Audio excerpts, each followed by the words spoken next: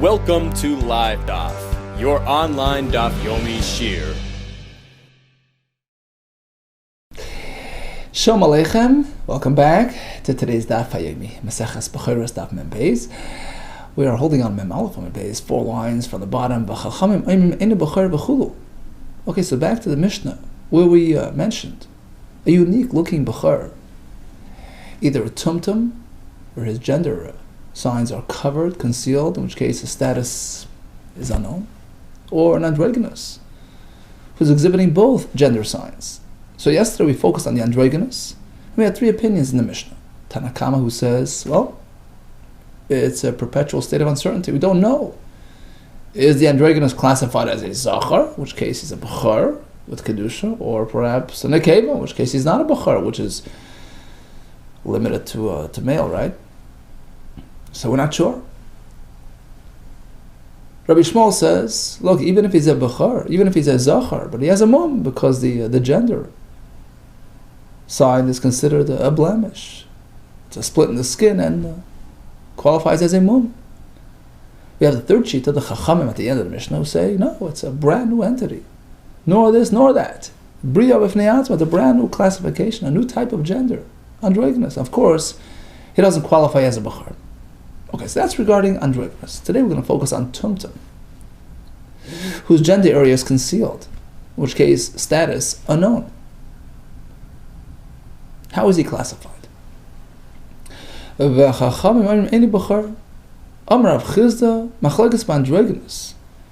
whole discussion is limited to androgynous. There we have the Chachamim who say, well, it's a new entity, it's a new class of its own.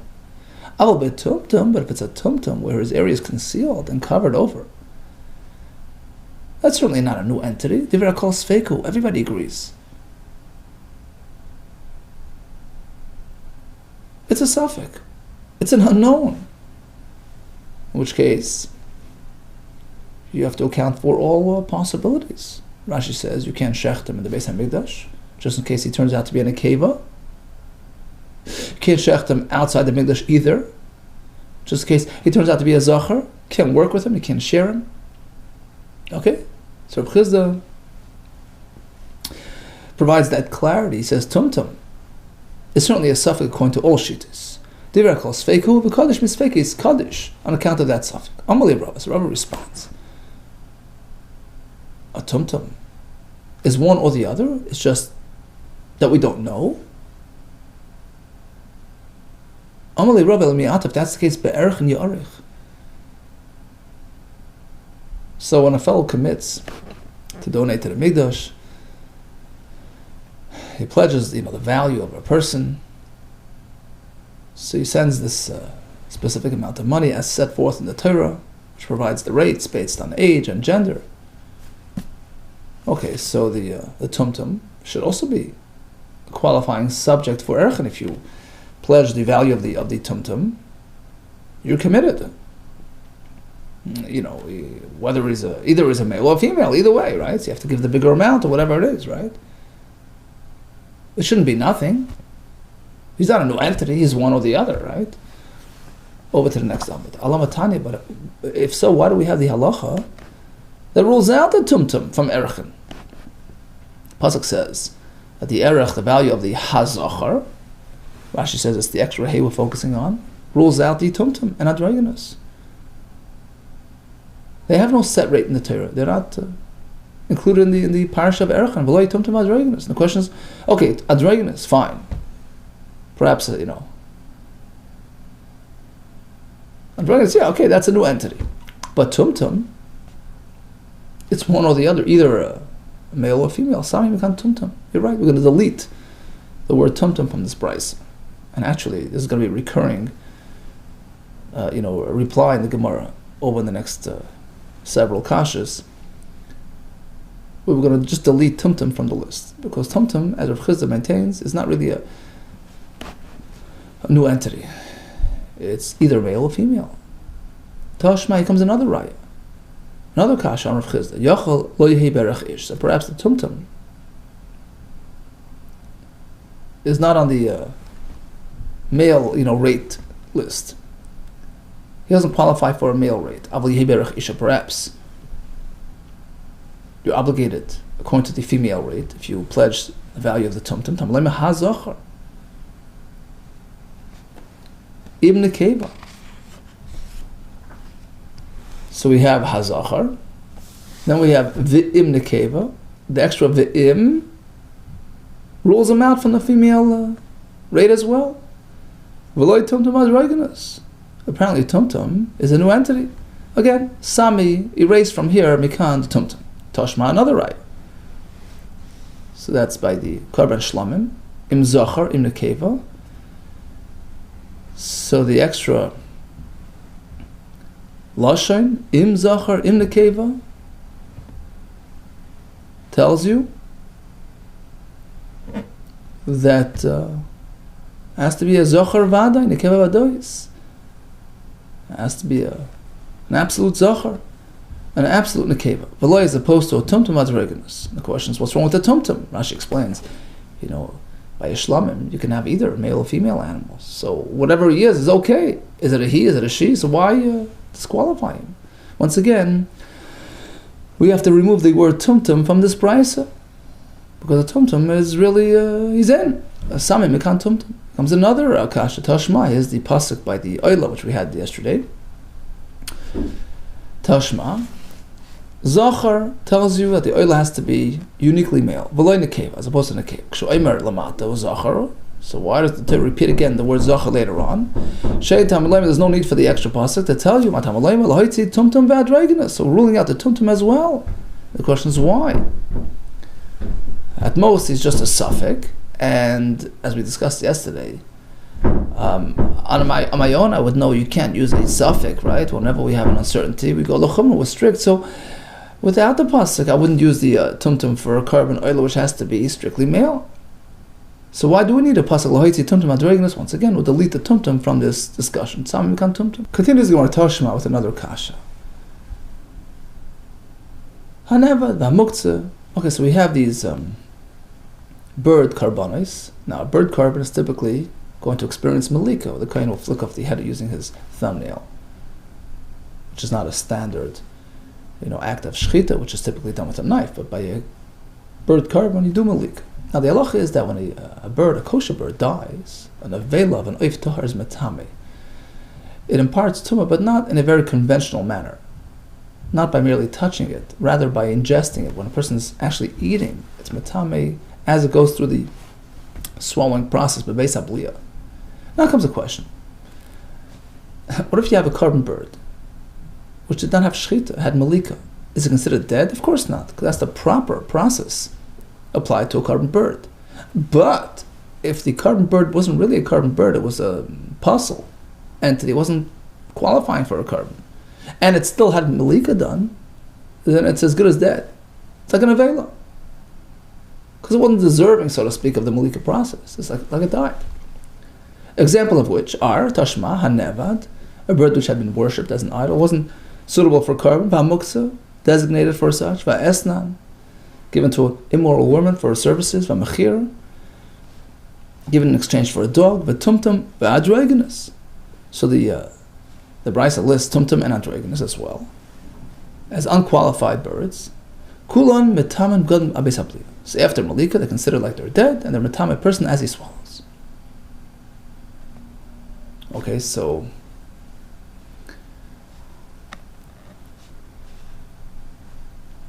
since they're not meant to have malika, Rashi says malika se ina malika. It's not really a malika. It's not halachically sanctioned as a malika, and therefore it's an avela. Now Rashi points out, inevitably, the Brisa seems to indicate that a tumtum is a brand new entity. Because otherwise, just because he's not a full-fledged male, he would not be disqualified from being used as a bird carbon, because, as Rashi points out, there's no specification in the Torah that a bird carbon has to be a male. So whether he's male or female, he should be okay. So why is he not okay? Why is he apostle? Just because he's a tumtum. If in fact the tumtum is one or the other, and not a new entity. Okay, we'll get back to it in a minute. Let's just finish the Brisa. he says that actually the tumtum adroignus are safe. They have no tumah because they're perfectly fine, despite the fact that they're not, pure male. As he would tell us, by the animal karbanos, what Torah specifies zachar or nekeva, then we know atamaitzi to disqualify the tumtum bandregnus meneim from amongst them, because it doesn't, conform. But by a bird, there's no mentioning zachar nekeva. There's no gender orientation by the bird. So ein atamaitzi tumtum bandregnus meneim. There's no reference to zachar nekeva. So what's wrong with the tumtum bandregnus? You can't exclude them. So they're perfectly fine to be used as a carbon. But in any case, the Tanakh disagrees. They're not qualifying. In which case, they're metame because of the malika, which basically killed them, right? What's wrong with the tumtum? If it's just a suffix,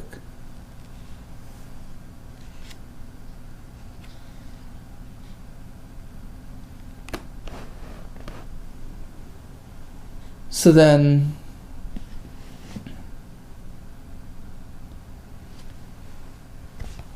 either way, he's okay. If he's a zachar, he's okay. And if he's in a cave, he's okay.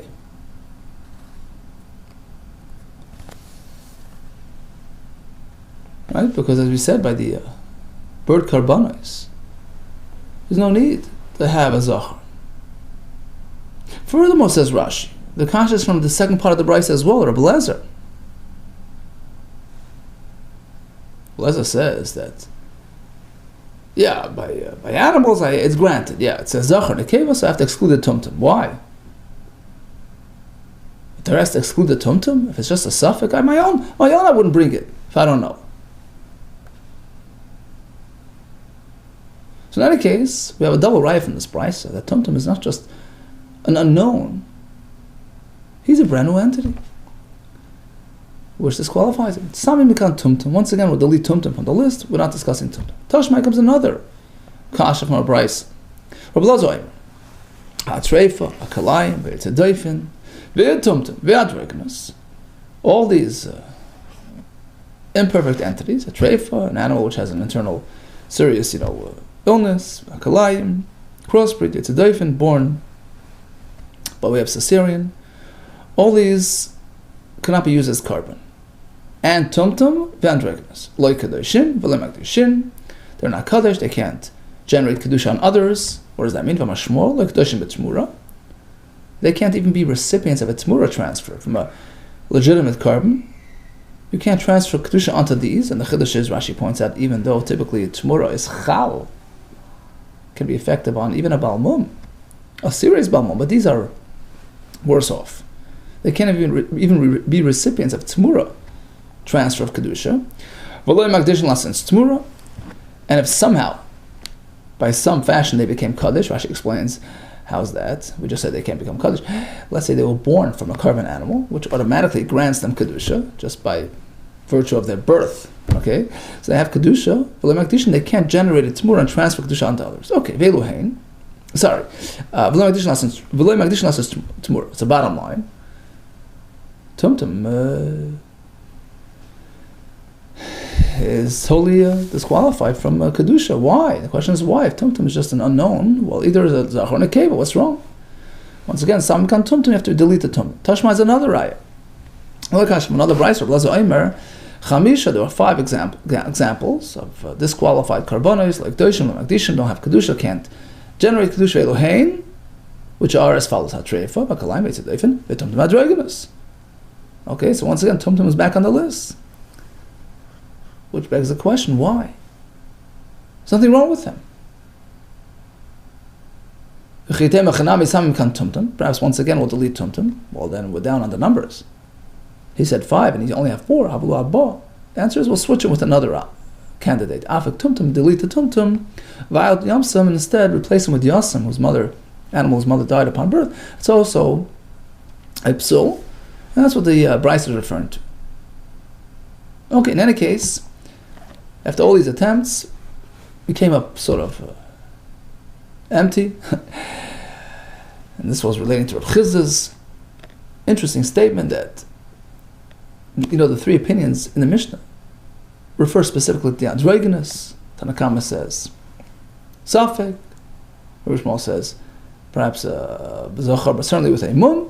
Chacham say a new entity. That's only regarding androgynous, who has both gender elements, which create this sort of internal conflict in terms of gender classification. But regarding a tumtum, whose area is merely covered up with skin, so there it's just gender unknown. It's one or the other. He's not deserving of a new class, of a new status. It's one or the other. We treat him as a suffix.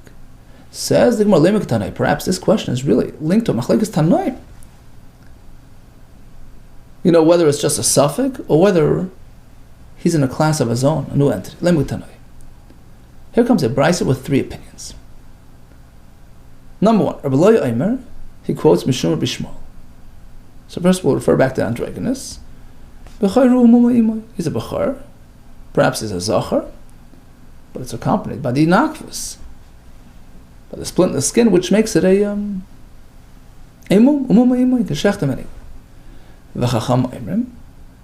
androgynous is a brand new entity. It's not a zachar, it's not an akeva, and therefore does not qualify as bechor. He has no kedusha at all. Okay. Third sheet, Rabbi Shimon ben Yehuda. Omer, he quotes Mishum Rabbi Shimon. And he's going to add tumtum to his discussion. Harayu Omer hazachar. The pasuk by Bechor specifies hazachar. Hazachar means male, and male only. No other variations. When the pasuk speaks about zachar, it's zachar, a pure zachar. Tumtum v'androgynous. The Torah means to exclude both androgynous and a tumtum. So right off the bat, we see that we have a new shita who considers tumtum similar to the androgynous, new entity. And that's why he's disqualified from bechor, versus the previous opinion, the chacham in the Mishnah, in the brisa, right? The chacham who are limiting their words to the androgynous. Apparently, they hold that a tumtum is in fact a suffix and has kedusha. Right? So apparently, that's the machlekes here. Again, we have three opinions. The first two only mention androgynous as being problematic. Rabbi Shimon adds tumtum. Apparently, that's because he holds that tumtum, in fact, is a new entity, versus the other shittas who disagree. They hold it's just a suffix, not a new entity. Perhaps we'll use the same solution as the previous. We'll just delete tumtum. So he's only referring to the androgynous. And what's he saying? So again, Tanakama says, first shita says androgynous is a bechor with a mum. Chachamim say, androgynous, it's a brand new entity, there's no kedusha. It doesn't have a defined gender, it's a new entity.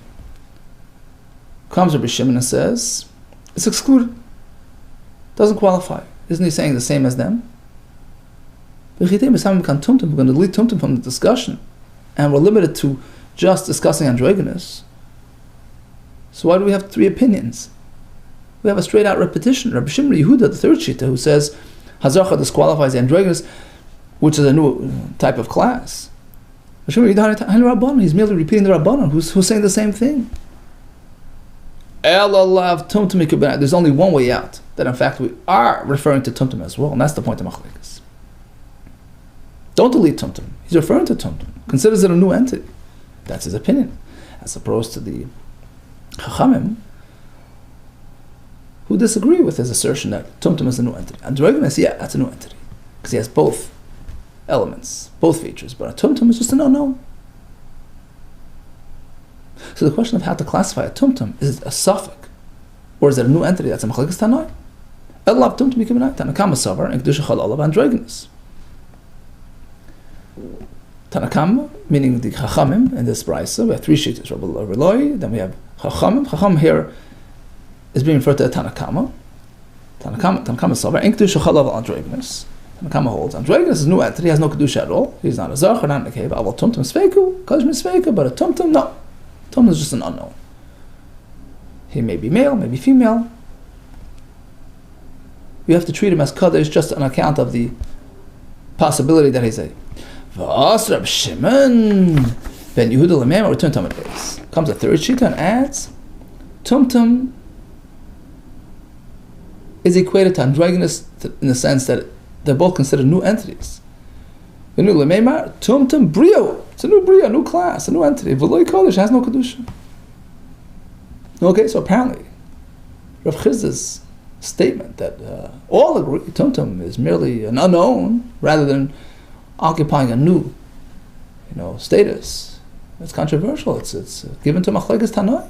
It's a point of disagreement here. Some say it's only a suffix. Some say it's a new entity. Well, loy, you don't have to say that. Loy, perhaps the kuli alma Tumtum bebriya loy mesapka.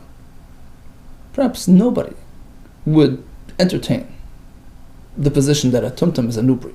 No. It's merely either a Zach or a Nekeva, straightforward. Bezach or Nekeva with Masapka. So what's the Machlekes about? We seem to have a disagreement on the Tumtums. What are they arguing about? Answers like this. Depends how he's exhibiting, how he's presenting. So his area is covered over, understand. But when he sheds water, right, when he's matal mayim, for which location? By an animal, the areas are distinct, are separate. Where the Zachar sheds his water and the Nekeva sheds her water, there's a gap in between. So you can sort of tell where it's coming from, despite the fact that it's covered over. And therefore, matal mayim makam zachrus. If the water is coming out from the male side, the kuli amali plig the Zachar all agree that he's a Zachar. That confirms the Zachar status. Why would he be behaving this way if he wasn't really a Zachar? He pleaded Machlekes is only b'matal mayim makam nakvas. When the mayim is exuding from the nakvas area, on that side. Does that confirm that he's in a Nekeva or not? And that is the Machlekes. Mar savar chashinan shema nehefcha zachrusei l'nakvusei. The Chachamim hold, you never know. It appears, that he's in a keva, she's in a keva, but maybe he really has a male organ within that skin underneath, and it's been folded over, and that's why the mayim is coming out from the other side. So you don't know, and you treat him as a suffix. Umar savalei chashinim. Rav Shimon, the last shita, says no. He appears like he's in a keva, treat him as such, in which case he's certainly not a bechor. So that's the machlekes. So again, in concept, they all agree, like to Rav Chizda, that a tumtum theoretically can have kedusha, if in fact he turns out to be a zachar. We're speaking about where he's exhibiting certain symptoms, certain behavioral symptoms. So again, if he's clearly behaving like a zachar, it confirms that he's a zachar. But otherwise, there's machlekes. Some say that confirms that he's in a keva, and Chacham, I'm not sure, and therefore we treat it as a suffix. In fact, we have a story as such. Rabbi Elazar, as Rabbi Elazar ruled, likewise, in this type of case, and treated it like a nekeva. But mehema, there was a tumtum that was matal mayim makim nakvas, shedding its water on the nekeva side of things, and he labeled it as chulin. You're not a bachar, you're a nekeva, confirmed nekeva. That confirms that this tumtum is really nekeva. Toiba Rabbi Yechon was surprised at this ruling. He says, Mandalay chash l'tanakama l'Rishmoel. How can you issue a ruling which sort of overlooks the Tanakama and Rabbi Shmuel, which is now a reference back to the Mishnah? Let's just refresh ourselves back to the Mishnah. Daf Mem Aleph Amid Aleph, where the Mishnah mentioned Tumtum and Adregnus, which according to Tanakama is, it's imperfect, but it's not considered a mum. You can't shecht it anywhere. And Rabbi Shmuel just added that by androgynous, there is the nakvus, right, the female feature, which is like a mum. Right? So how could he go ahead? How could Rabbi Elazar, according to some shittas, it's Rabbi Loi, a different gersa, how could he allow this tumtum free, let it go free, to consider like chulin? Why?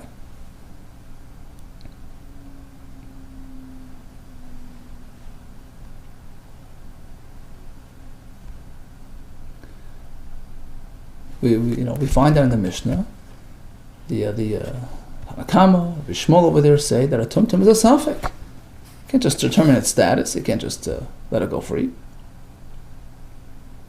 Right? Maybe it's a zachar, right?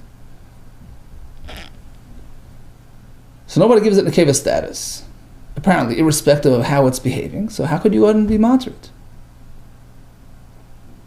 Says the Gemara. Now I understand Rabbi Yochanan. He was surprised that we're overlooking the shittas, but why? Interesting. Why did he mention only the 2 shittas in the Mishnah there?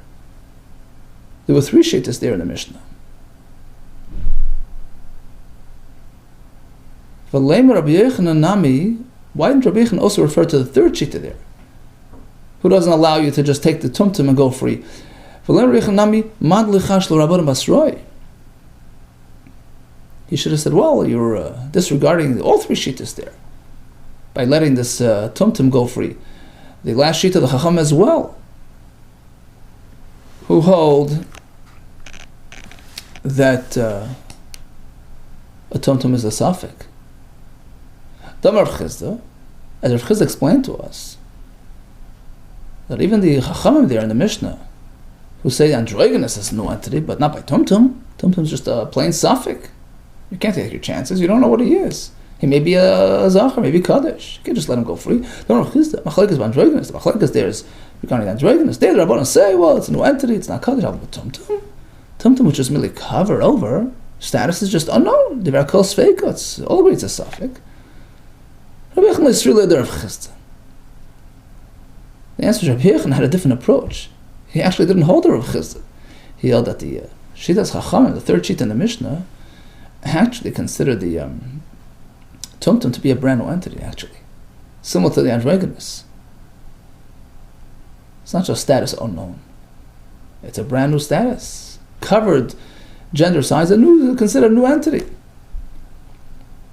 So that's why he didn't make reference to that shita, which in fact would allow the tumtum to go free. Says the Gemara, Eloi Svirle. Okay, so if he didn't go with Rav Chizda, basically, meaning that the Chachamim consider a tumtum to be a new entity, so what was the problem with Rabbi Loi's ruling with the Behema letting it go? He was following the Rabbanon.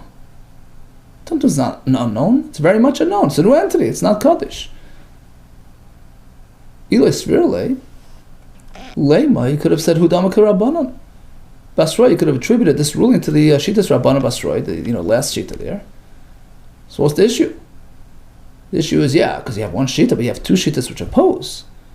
So how did you pick one over the 2? That was his question. That's what he meant to say. Man Shavak Trehud overlooked 2 Shitas who say Tumtum is a Safek, and you can't just let it go.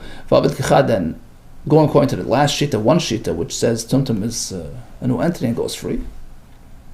Okay, now, let's go back to, in fact, this ruling of Rabbi Elazar, Rabbi Loi. Rabbi Elazar, come on, suffer. So Rabbi Elazar took a different approach than Rabbi Yochanan. Rabbi Yochanan wasn't happy with his ruling.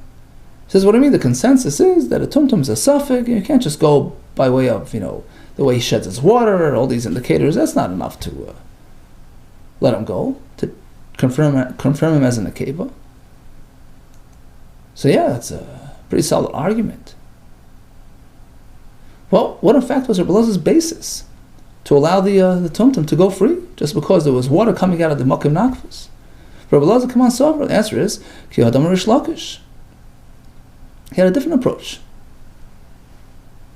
to the Mishnah, as per Rish Lakish's approach, who says that in fact behavioral expressions can lead to confirmation of gender status. When do we consider tumtum as an absolute, unverifiable suffix? By a person. because the way he sheds his water is not going to be an indication, because the areas are so close to each other, undiscernible. Since the male organ and female areas, makam echad, pretty much in the same area. So the way the tumtum, whose area is covered up and concealed, sheds his water, isn't going to be an indication of anything. You don't really know what's going on beneath it. Aval bibehema, but by an animal. But Rashi explains the areas are somewhat apart. So even though they're covered over, you can still have some indication by the way he sheds his water. Which location is it coming from? Aval behema matel mayim makam zachar. So the water is coming out from the male side of things. That confirms that he's a zachar. Conversely, matel mayim makam nakvus. If he's coming from the nekeva side, nekeva. Hence, Rabbi Lazar's reasoning. Sure, tumtum is a suffix, but in this case, it was matel mayim makam nakvus. Okay, that confirms that he's in a cave. Well, it says the word that also is not so simple. If you recall, we had this very point as the factor of disagreement in the brayso that we had today, which had 3 shittas, and we said the machlekes is whether, in a case where he's exhibiting signs of nekeva, the mayim is coming from the side of nakvus, does that confirm that he's a nekeva? Maybe yes, but maybe not, because maybe the male organ has been folded over. He's really a male, right? So why was he so sure to go and let it go? We should be concerned. Maybe the male organ was folded over and it's now heading the other direction. And the mayim is coming from the side of the nakvus. Amar Leisi says, why are we concerning ourselves with unlikely situations? Come on, like Kukar Meir, the Chashat Mitu is concerned about unlikely situations? No. I'm going with the Rabbanan. Right, we're following the Rabbanan, who go with Raiv. The most likely scenario is to assume that it's not been folded over. In which case, if there's mayim coming from this side, from the nekeva side, we assume it's in a nekeva. And that's why he let the tumtum go. Well, it's not so simple, says the Gemara. Abaye bar Avin and Rav Chananya bar Avin, Amit Abaye, they both challenge. They says, Afilu teim Rabbanan. Even the Rabbanan in this case would perhaps, yes, entertain that there's some unusual phenomenon going on beneath the coverage. Why? The fact is, this isn't your conventional behema. He's already one off. He's a tumtum. So perhaps, since he's so different, ishtani, perhaps there's more differences going on there. And maybe his male organ got folded over, right? You're right. Typically, we're not concerned about unusual theories, kinds of speculations, conspiracies. But once he sees off the track, maybe he's got some other unique features as well. So it takes us back to the question, how could we rule the tumtum to be chulin just because there's water coming out from the nakvus? Maybe he's really a zachar who's folded over. Well, says the Gemara, this point is actually up for discussion. Is the Amar Ishtani? Is the Amar Lo Ishtani? Some say, look, once he's off, perhaps he's completely off. And that triggers any kind of concern. Is the Amar Lo Ishtani? Some say no. In as much as there's some difference, it's fine, but you don't have to speculate further than that. And Rashi actually explains whether we have this discussion in this very brayso that we had before, the 3 shittas, right, that we discussed at the bottom of Mem Beis Amud Aleph, regarding the status of a tumtum. We have the Chachamim and Reb Shimon Yehuda, right? Shimon Yehuda says, if there's mayim coming from the nakvus side of things, that's a confirmed nekeva. Chacham disagree, because you never know. Perhaps just he's showing unusual expressions and the fact that he's just a tumtum. So who's to say what's going on beneath it? Maybe it's all mixed up. Okay, so bottom line is, how many different approaches do we have to tumtum? So it's basically 2 basic approaches. One is that it's a bria, which is actually the 3rd shita in the Mishnah in the Melech Amud Aleph, based on Rabbi Yechon's approach. It's a new entity, just like androgynous is a new entity. It's a new class of its own. But Rabbi Chiz's approach, that all agree it's not a bria, it's just an unknown. It's concealed, it's covered. Status unknown until confirmation. Right? Now within that approach, we have difference of opinions regarding The matal mayim sugi, if the animal is exhibiting signs of zachar and nekeva, do we just confirm it as such or not? So if it's matal mayim makam zachrus,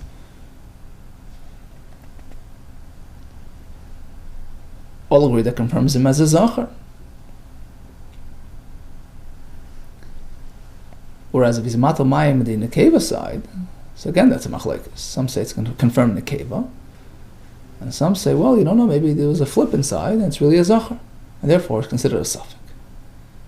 Okay, on this topic of Ishtani, does one deviation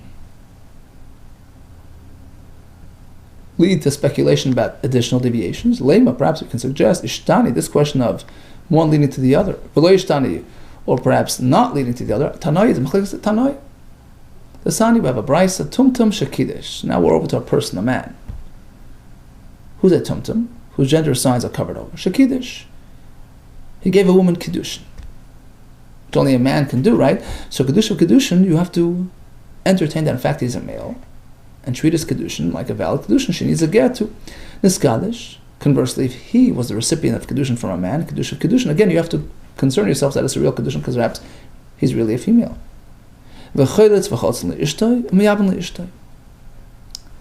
So he will perform chalitza, if necessary, right? If his brother passed away without children. If he passed away with childless, his wife will be a candidate for chalitza as well. And they do yibum to his wife. We have another brayso which says no. The wife of a tumtum, it says, at most they do chalitza to her if he passed away childless, but there's no yibum. Then the halacha is that yibum is meant to perpetuate the departed's family. But that's limited to where he had the ability to have children. Suppose he had no ability to bear children. He's a saris.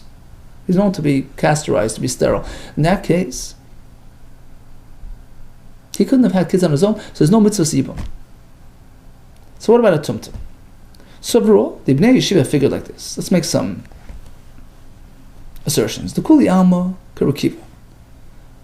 Again, we have two brises. First brisa says the wife of a tumtum is a yibum candidate. Second brisa says no.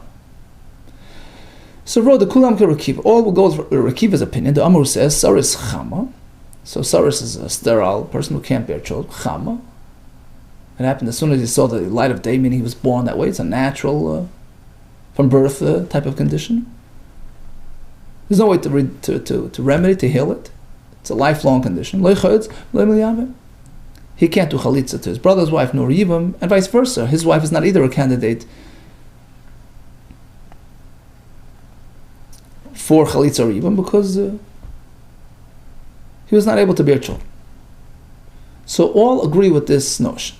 So what's the machlekes about? Because here we're talking about a tumtum. Now, a tumtum isn't necessarily a saris, but there's room to speculate that perhaps, since he's gone awry, all the way, he's a saris. Perhaps the machlekes between the brises revolves around this question. The first brisa, which considers his wife to be a perfect candidate for chalitza or yibum, we assume she had a healthy husband, despite his tumtum status. We don't say just because he was a tumtum, that means he's totally off the track.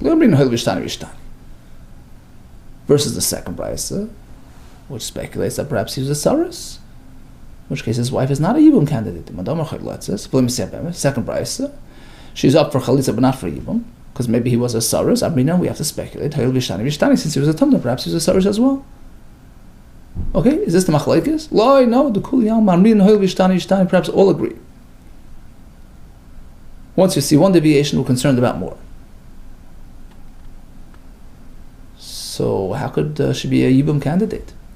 The answer is these two brises reflect different opinions, different positions on this matter. On the matter of a saris,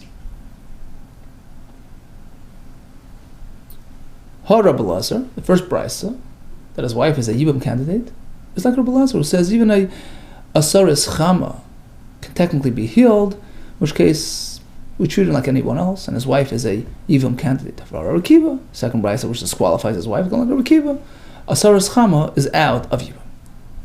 Okay, so says the Gemara. Now let's dwell on this second brisa. So there's no Yibam, but there is Chalitza to the wife of the Tumtum / possible, Saris. Uman Tana Alidu Rakiva. Who's speaking in the name of Rabbi Akiva? Either Rabbi Yehuda is Rabbi Yehuda was one of the Talmudim of Rabbi Akiva. Havadi Saris Mashvile. So then why no Chalitza, no Yibam, but yes Chalitza?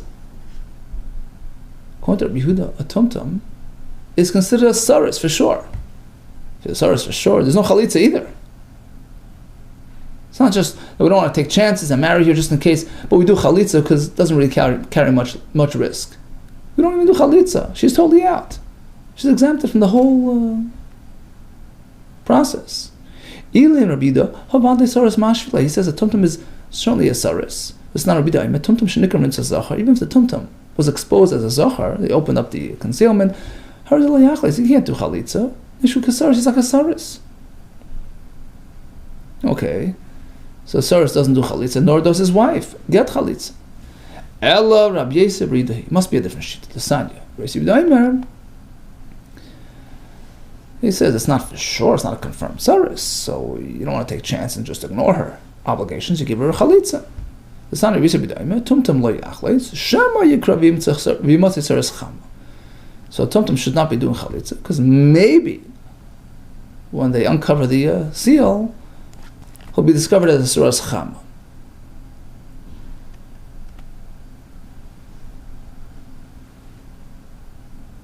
Okay, so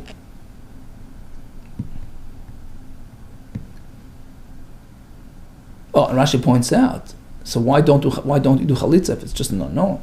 He said, we're talking to our other brothers around, so don't get involved. Leave it for the other brothers. You might not be eligible. But you see clearly that he's using the word Shema. It's not a confirmed fact that he's a Saris. Maybe not. Okay, so his wife still has to experience some sort of Chalitza to exempt her, just in case she's obligated. Says the Gemara, let's just focus again on the words here. So don't do Chalitza, Mr. Tumtum, because you might become a Saris. So first of all, you're assuming that he's going to be a Zachar. I mean, that's 50-50. Atu called the Mikra Zachar Mishtakach, Nekevel Mishtakach. You're making assumptions. Is that so that every Zachar that's opened up is discovered to be every Tumtum, is discovered to be a Zachar? Atu called the Mikra, anyone that's torn open, Zachar Mishtachach, is discovered to be a Zachar, and Nekevel Mishtachach not to be a Nekeva? You're right. He was covering both possibilities. He meant like this. Shema Kamer. Twice Shema. There are two possibilities. Shema Yikarim in Nekeva. First of all, he might turn out to be a Nekeva, in which case he's not eligible to do Chalitza. Inami Zachar, even if it turns out to be a Zachar, Nami. Shema Yimat Suras Cham, and be Suras Cham, which is not eligible. Okay, so we appear to have resolved our contradiction between two brises regarding the status of a Tumtum vis-a-vis Yibum. Okay, so let's just take a time out for a second. We were looking for a machlekes regarding ishtani. Once there's one deviation, do we speculate there are more? Which was the subject of the machlekes regarding the animal tumtum. We thought we had a machlekes tanoim hinging around this question. Turns out, no, all agree ishtani. And by a tumtum, we're concerned that in fact it's more severe than that. He's really a saris. Okay, how do we reconcile these two brises? First brise says, no problem, yibam chalitza, feel free. Second brise says, no yibam, only chalitza, just in case, but yibam out. Why? The question is about the status of a saris chama. A naturally occurring saris, according to Rabbi Lazar, can have remedy, can be healed, in which case they're a candidate for Yibam. That's the first brisa. Second brisa, which rules him out of Yibam, that's Rabbi Akiva, who says Saras Chama is in trouble, there's no Yibam there. Now within that position we have two variations. Rabbi Yehuda says a tumtum equals Saris. We assume he's a Saris and he's out. Don't really bother doing Chalitza.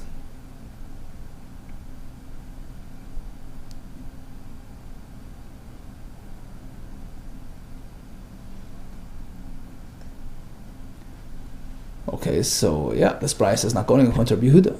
Whereas according to Rabbi Yosef Yehuda, there's strong reason to believe that perhaps he's a Saris, but it's not confirmed. He's a Safek Saris. So you can't take a chance and marry his wife just in case she's not really eligible for Yibum. Okay, in which case he's marrying his sister-in-law, that's us.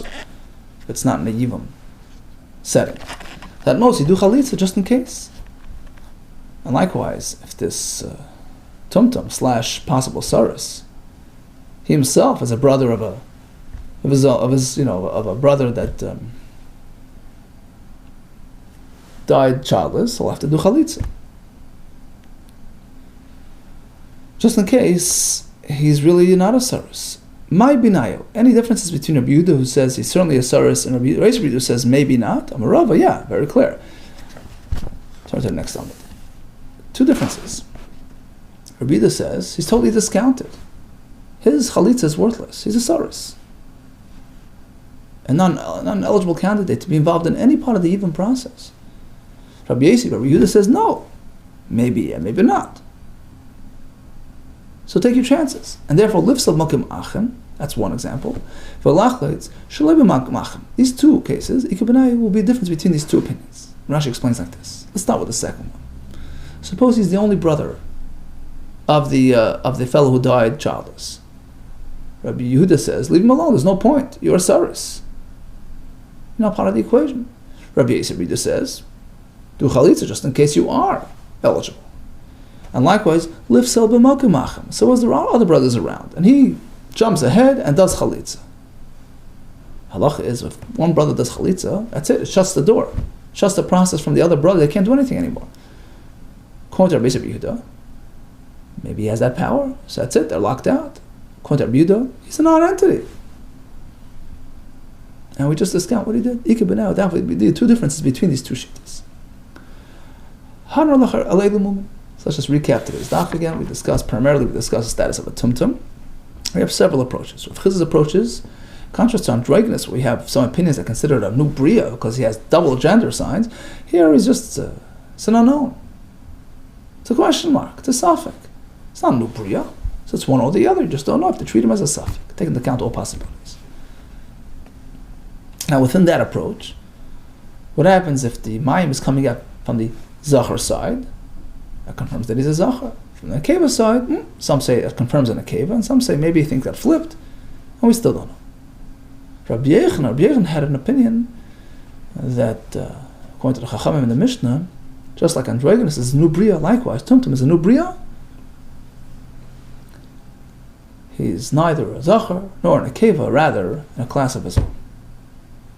All the best to you and Hatzlacha.